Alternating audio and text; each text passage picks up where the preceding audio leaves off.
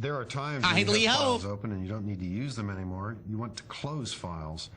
Let's talk about how we do that. There are a couple of different ways.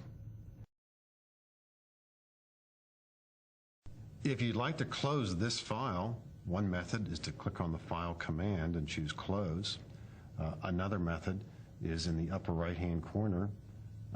If your screen has this general appearance and you see two rows of buttons in the upper right-hand corner, the lower set here refers to the current workbook, the one you're looking at, and you can close it. Now, even though it says Close Window, this effectively means close the file.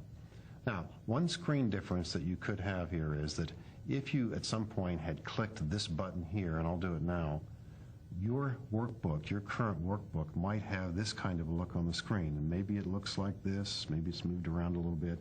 But if your workbook, the one you're working with, currently is in its own window, you don't see two sets of buttons in the upper right-hand corner. You see one set up there that applies to Excel, and you see the set here that applies to the current workbook. Now, do you need to close a workbook when you open a new one or work with a new one? No. Sometimes you do, sometimes you don't. But there's no point in having a large workbook open as you work with another one if you don't need it.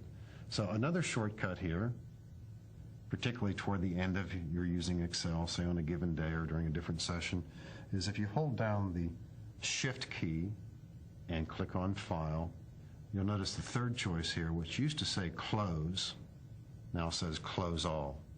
And if you close all, Excel will close all your files, but of course it will pause and remind you about a file where you've made changes but haven't saved them. So if I click on Close All, you'll see all the files that might have been opened here are now closed.